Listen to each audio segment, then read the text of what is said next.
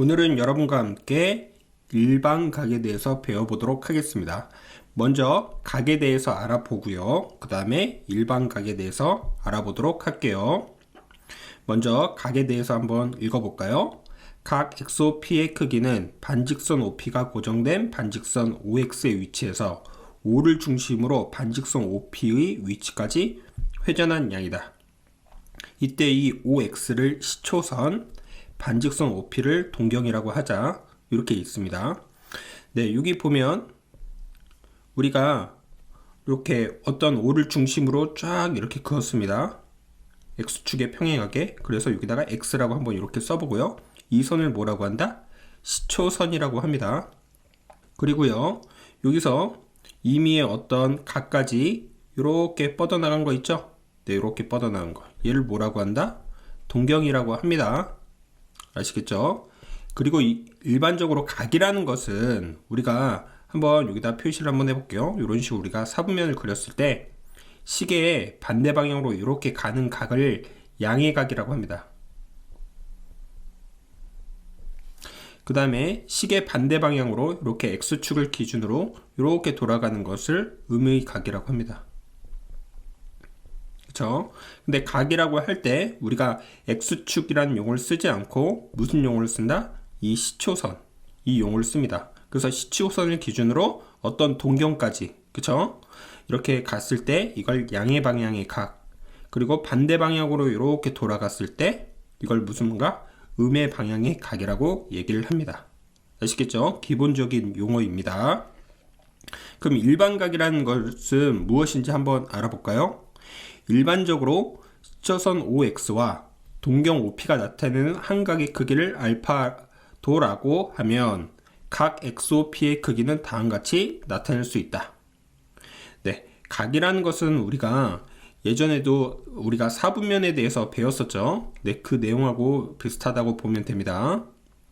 이렇게 X 우리가 Y라고 이렇게 표시를 했고요. 그쵸? 각이 우리가 여기 시초선을 기준으로 이렇게 한번 그냥 돌린다고 한번 생각을 해볼까요? 이래 버리면 우리가 몇 도죠? 360도 한 바퀴 돌았죠? 그쵸? 왜죠? 여기가 90도, 그쵸? 여기서부터 여기까지 간 건 180도. 이런 식으로 배웠었잖아요. 여기까지가 270도. 그 다음에 여기까지 한 바퀴 도는 게 360도. 그쵸? 우리가 그런 내용하고 똑같다고 보면 됩니다. 그래서 여기서는 다시 시초선을 기준으로, 그쵸?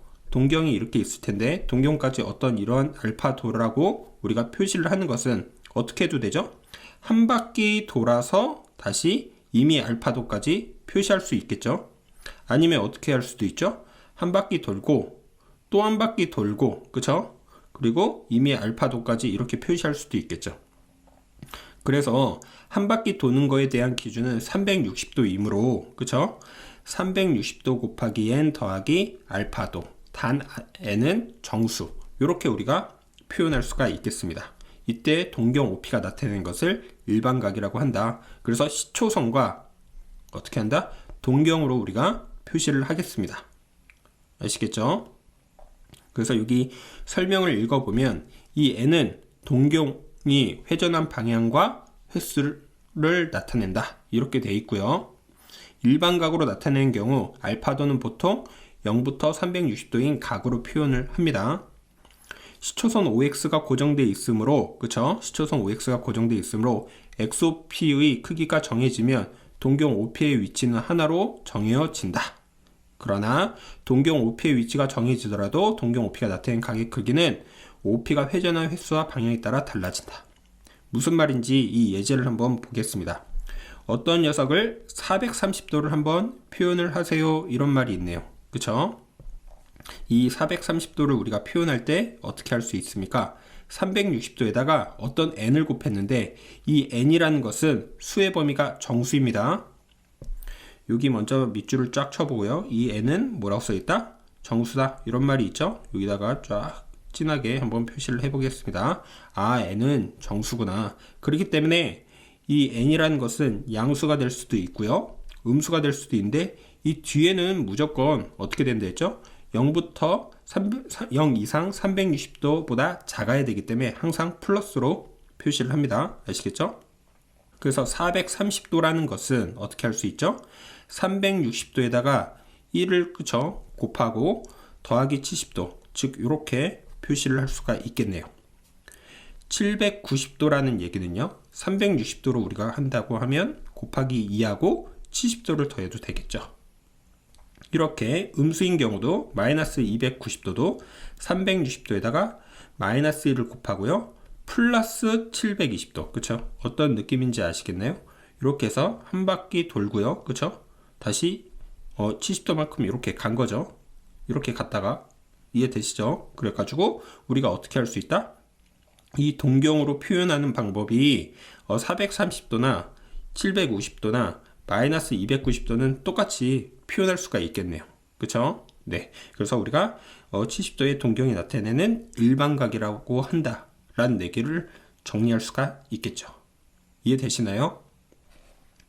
그 다음에 사분면의 각. 중학교 내용하고 사분면이란 용어는 다르지 않습니다. 한번 읽어보면서 정리를 해볼 거예요. 좌표평면 위에 원점에서 시초선 OX를 X축의 양의 방향으로 잡을 때, 그쵸? 여기를 시초선이라고 이렇게 보고, 여기 P가 있으니까 여기까지 동경으로 해가지고 우리가 각을 잡은 겁니다. 그쵸? 그때 각 제1, 2, 3, 4분면의 각이라고 한다. 지금 얘는 2, 4분면에 있겠죠? 그쵸?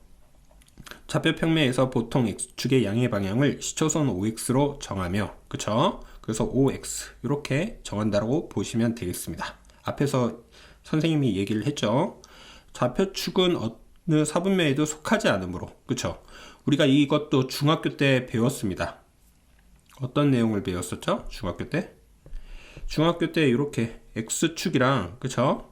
이 Y축은 사분면에 속한다, 안 속한다? 그쵸? 속하지 않는다. 그래서 축은 사분면에 속하지 않는다라고 배웠습니다. 요거 한번 정리하시기 바랍니다. 그리고 좌표축은 여기 이어서 읽어볼게요. 어느 사분면에도 속하지 않으므로 동경 OP가 좌표축 위에 있는 경우에 동경이 나타내는 각은 어느 사분면에도 속하지 않는다 라고 우리가 읽어보면 되겠죠. 그래서 여기 설명을 한번 다시 보도록 하겠습니다. 각 세타를, 그쵸? 나타내는 동경이 존재하는 각 사분면에 따라 세타의 범위를 일반각으로 표현하면 다음과 같다. 1사분면의 각. 1사분면은, 그쵸? 0도부터 어디까지죠? 90도까지죠? 그래서 우리가 여기를 일반적으로 직각으로 표시하잖아요. 그래서 0도보다 크고 90도보다 작다. 2사분면은요, 그러면 90도와 180도 사이가 돼야 되겠죠? 앞에는 무조건 360 곱하기 n, 360 곱하기 n으로 표현해야 되겠고요. 그럼 그 다음에 3, 4분면의 각은 그러면 어떻게 될까요? 180도부터 270도고요. 4, 4분면의 각은 270도부터 360도 이렇게 표현할 수가 있겠죠. 여기까지 꼭 정리를 해보시기 바라겠습니다. 정리가 잘 된 친구들은 이 예제로 들어가면 되겠습니다. 시초선 OX와 동경 OP가 나타내는 각의 크기를 45도라고 했을 때, 그쵸? 그때 XOP의 크기를 동경 OP가 나타내는 일반각의 꼴로 나타내어라. 이렇게 되어 있습니다. 그쵸? 한번 다시 그려보면 여기를 5라고 쓰고요. 그 다음에 여기를 X라고 한번 써볼게요. 그 다음에 여기까지를 우리가 P 이렇게 써보도록 하겠습니다. 그쵸? 그랬을 때 여기 이루는 각 있죠? 여기 이루는 각 여기까지. 그쵸? 여기가 몇 도다? 45도구나 라는 얘기를 할 수가 있겠네요. 그쵸? 이걸 한번 표현하라는 얘기죠. 그쵸? 그럼 어떻게 하죠? 일반각은 360도 곱하기 n 쓰고요. 더하기 몇 도? 45도. 이렇게 항상 여기 뒤에는 플러스를 쓴다. 이때 이 n은 무슨 수다? n은 정수다. 이렇게 나타나면 되겠네요. 이해되시죠? 네. 그래서 예제 첫 번째는 이렇게 풀어봤고요. 그 다음 문제들을 볼까요? 다음 각은 몇 사분면의 각인지 말하세요. 이런 말이 있네요. 네. 1번 어떻게 되죠? 360도로 기준으로 하면 2를 쓰면 720도잖아요. 그쵸? 넘어가면 안 되죠? 1 쓰고요. 그럼 몇 도를 더해줘야 610도가 되죠? 250도죠. 250도라는 것은 몇 사분면에 있습니까? 3, 4분면에 있죠? 3, 4분면. 그래서 3, 4분면에 있는 각이다. 이런 얘기 할 수가 있겠고요. 그 다음에 2번은요. 그쵸? 360도는 무조건 쓰고요. 그쵸? 플러스를 쓰면 안 되겠죠? 마이너스 300도니까요. 여기다가 마이너스 1을 씁니다. 그쵸? 그럼 한 바퀴 음의 방향의 각으로 돌아갔고 다시 더하기 몇 도 쓰면 됩니까? 60도 쓰면 되겠죠? 그러면 여기가 플러스이긴 한데 0도부터 90도 사이기 때문에 몇 사분면? 1사분면 이렇게 되겠습니다. 3번, 4번은 여러분들한테 한번 맡겨볼게요. 이해되시나요? 여기까지? 네. 그 다음에 배울 내용은 두 동경의 위치 관계입니다. 네, 두 동경의 위치 관계. 요거는 내신으로 지금까지 굉장히 잘 나왔습니다. 학교 시험에서. 네, 그래서 별표 하나 쳐놓고요. 지금까지 내신에서 잘 나왔는데, 그쵸? 수능에서는 어떨지, 그쵸? 좀, 여기는 부분은 좀 고민스러운 부분이긴 합니다. 한번 읽어볼게요. 두 동경의 위치 관계. 두 동경이 나타내는 각의 크기를 각각 알파, 베타라고 할 때 정수 n에 대해서 다음과 같이 정리할 수 있다. 이런 얘기가 있네요. 그래서 여기 6가지를 정리를 해놨고요. 꼭 알아두셔야 됩니다. 내신 때는 꼭 알아두시기 바랍니다. 이거를 그림으로 이렇게 표현을 했거든요.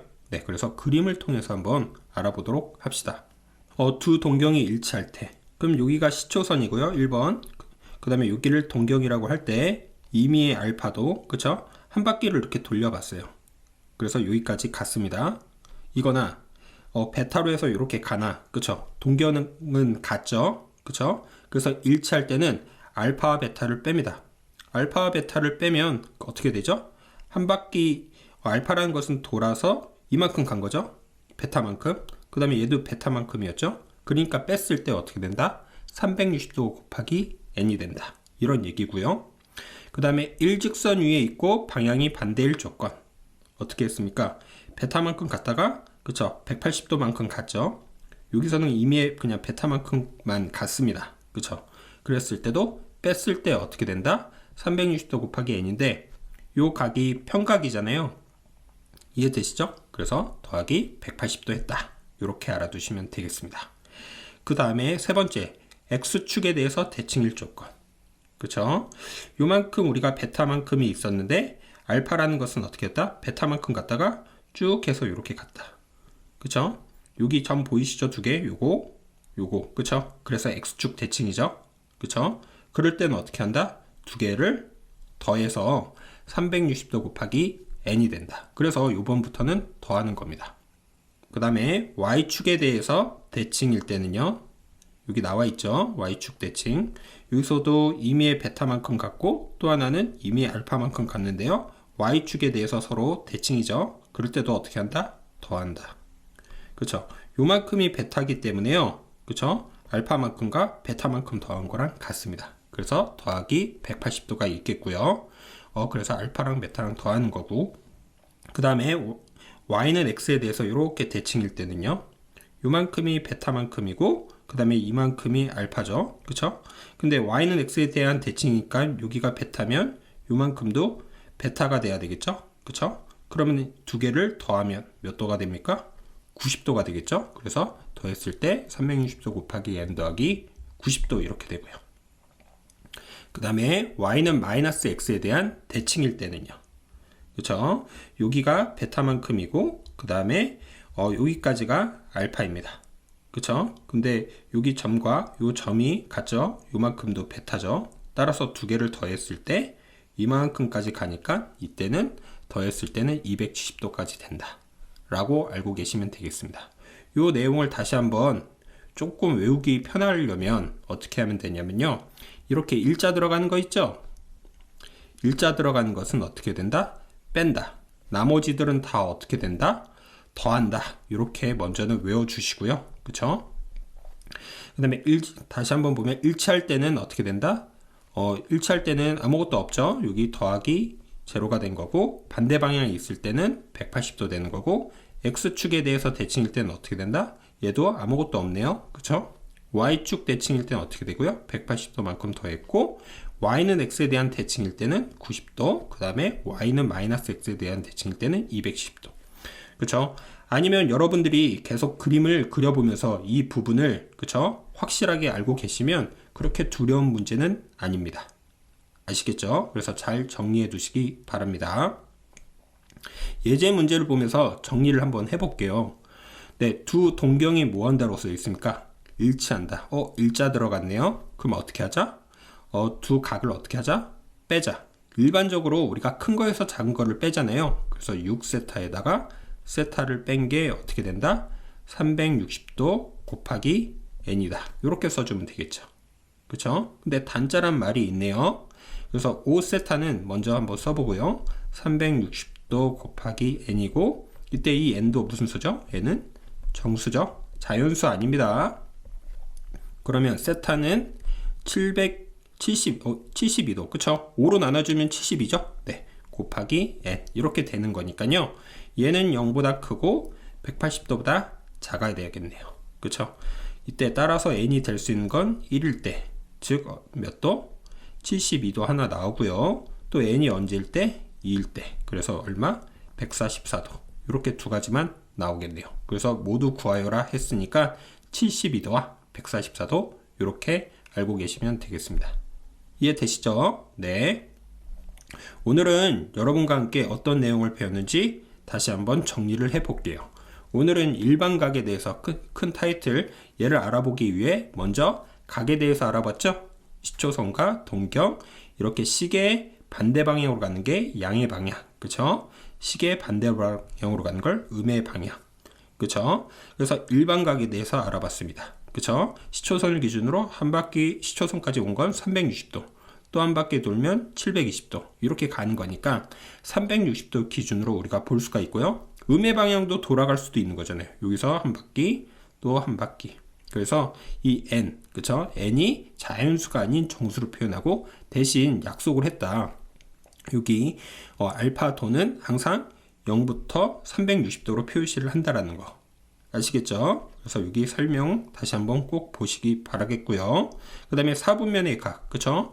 우리가 중학교 때도 배웠던 이 사분면, 그래서 1사분면, 2사분면, 3사분면, 4사분면에 대한 내용이 중학교 내용이랑 똑같다. 그래서 0도부터 90도 이런 식으로 표현했던 거.